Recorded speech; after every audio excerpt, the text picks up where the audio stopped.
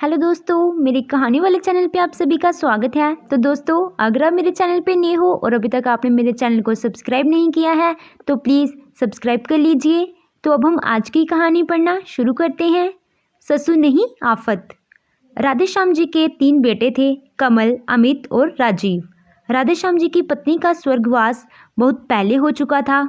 वैसे तो घर में सब कुछ ठीक था, लेकिन राधेश्याम जी की हर काम में मीन मेक निकालने की आदत की वजह से बड़े बेटे कमल की पत्नी सुमित्रा, अमित की पत्नी रुक्मणी को अच्छी खासी परेशानी होती थी।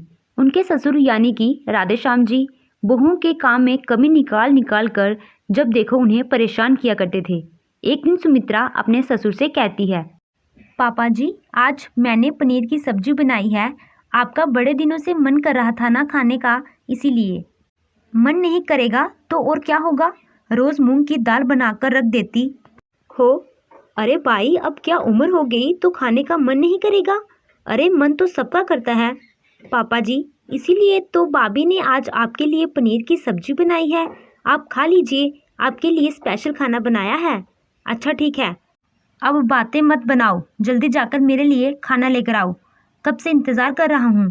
एक सब्जी बनाने में ही 3 घंटे लगा देती हो। पापा जी, अभी बस 20 मिनट ही तो हुए हैं और आप भी तो बस अभी ही बाजार से आए हैं। अरे अब जल्दी से खाना लगाओ, मुझे तुम लोगों की बातें सुनने का कोई शौक नहीं है। जी पापा जी, आप खाना खा लीजिए और जल्दी से बताइए कि सब्जी कैसी बनी है। भाभी ने बड़ी मेहनत से बनाई है आपके लिए।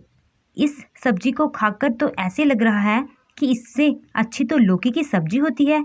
ना कोई स्वाद, ना कोई अता पता।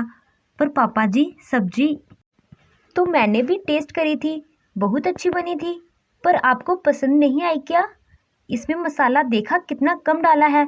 अरे भाई, पनीर की सब्जी कोई ऐसे बनाता है क्या? अरे कुछ तो स्वाद डाला होता इसमें। मिर्च मसाला छोड़ो, और ये पनीर देखो कितना टाइट है। मुझे नहीं खानी ऐसी सब्जी।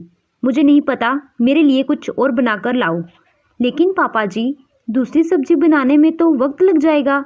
मुझे नहीं पता, बाजार से लेकर आओ, कुछ भी करो, मुझे तो बस खाना खाना है। तुम लोगों की बातों से तो मेरा पेट नहीं भरेगा ना। ससुर की बात सुनकर दोनों बहुएं किचन में आ जाती हैं। इतने मन से पनीर बनाया था, बच्चों ने तो पेट भर भर के खाया, पर पापा जी के तो नखरे ही अलग हैं। भाभी, पापा जी के आगे आप सबसे टेस्टी नाश्ता भी परोस दोगे ना, वह उसमें भी कमी निकाल देंगे। आप तो अच्छी तरह जानती हो ना। हाँ, अच्छे से जानती हूँ, लेकिन ससुर है ना हमारे, कुछ कह भी नहीं सकते। अगले दिन सुबह के समय, रुक्मणी बहू, मैंने अपना सफ़ेद पजामा कुर्ता धोने के लिए दिया था, अभी तक धोया या नहीं? पापा जी, धोकर सुखाकर प्रेस करके आपकी अलमारी में रख दिया है, जरा देखिए तो सही। पजामा को देखकर ससुर कहते हैं, ये धोया हुआ कुर्ता पजामा है, कितना मैला है लग रहा है। तुमने बिना धोए ही अलमारी में रख दिया है। नहीं पापा जी, ऐसा कुछ भी नहीं है, लेकिन आपको यह गंदा क्यों लग रहा है? यह तो साफ है, इसके कॉलर देखो कितने गंदे हैं। नहीं पापा जी, यह कुर्ता थोड़ा सा पुराना हो गया है ना, तो इसीलिए इसका कलर ऐसा लग रहा है। मैं कुछ नहीं जानता, यह कुर्ता पजामा फिर से धोकर और फिर से इस्त्री कर देना। मुझे यह बिल्कुल पसंद नहीं आया। क्या मुसीबत है, पापा जी के नखरे तो दिन ब दिन बढ़ते ही जा रहे हैं।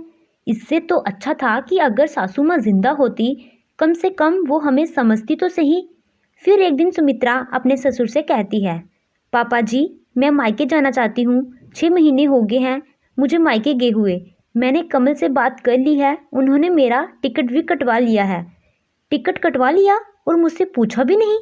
मैं इस घर में सबसे बड़ा हूँ, तो पहले मुझसे परमिशन लेनी चाहिए ना बहू। वो पापा जी, कमल से बात हो गई है मेरी, उन्होंने कहा है कि मैं अपने भाई के घर जा सकती हूँ।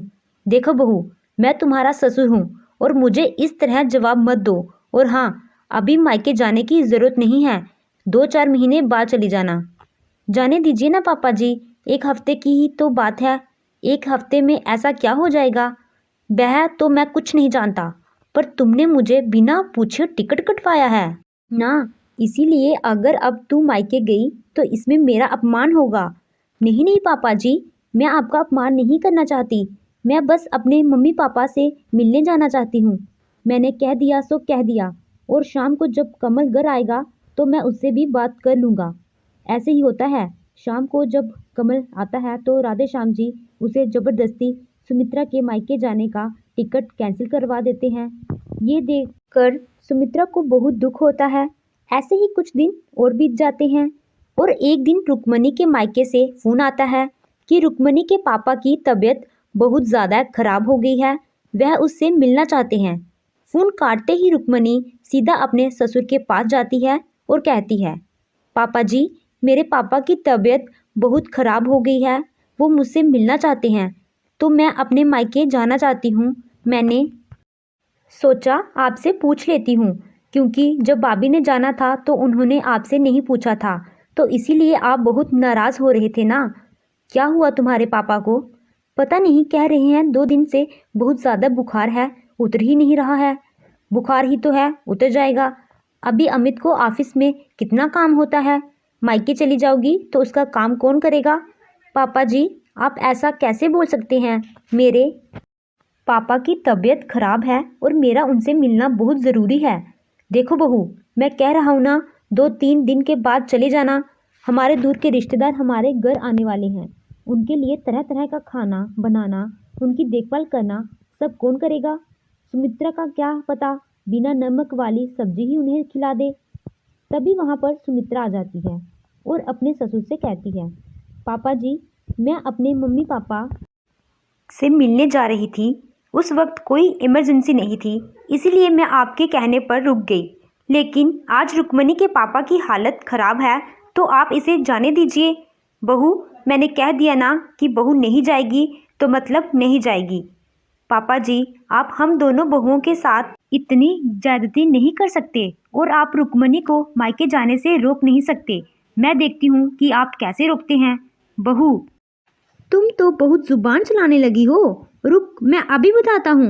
इतना कहकर राधे श्याम जी अपनी बहू के ऊपर हाथ उठा देते हैं। सुमित्रा इस बात से बहुत दुखी हो जाती है और शाम को अपने पति कमल से बात करती है, अब मुझे इस घर में एक दिन भी नहीं रहना। अरे ऐसा क्या हो गया जो तुम घर छोड़ने की बात कर रही हो? अरे ऐसा तो बहुत दिनों से हो रहा है। पापा जी की ज्यादती अब तो कुछ ज़्यादा ही बढ़ रही है। पहले मुझे मायके नहीं जाने दिया, पर आज तो मेरे ऊपर हाथ उठा दिया। वो तुम्हारे ससुर हैं, अगर तुम उनकी बात मान लोगी तो क्या बिगड़ जाएगा तुम्हारा? कमल यहाँ बात मानने या ना मानने की नहीं है, वो मुझ पर और रुक्मणी पर अपनी मनमर्जी चलाते हैं। आज रुक्मणी के पापा की तबीयत खराब है तो उसे मायके नहीं जाने दिया, और जब मैंने इस बात का विरोध किया तो मेरे ऊपर ही हाथ उठा दिया। ज़रूर तुमने ही बदतमीज़ी की होगी। पापा कभी अपनी बहू पर हाथ नहीं उठा सकते, इतना तो मैं भी जानता हूँ। सुमित्रा अपने पति की बात सुनकर बहुत दुखी होती है। तो क्या होगा सुमित्रा का फैसला? क्या वह घर छोड़कर चली जाएगी या फिर सिखाएगी अपने ससुर को अच्छे से सबक? तो ये सब आपको सुनने को मिलेगा अगले पार्ट में। तो दोस्तों, आपको ये कहानी कैसी लगी? कहानी अच्छी लगी हो तो वीडियो को लाइक कीजिएगा और मेरे चैनल को सब्सक्राइब कीजिएगा। Thank you.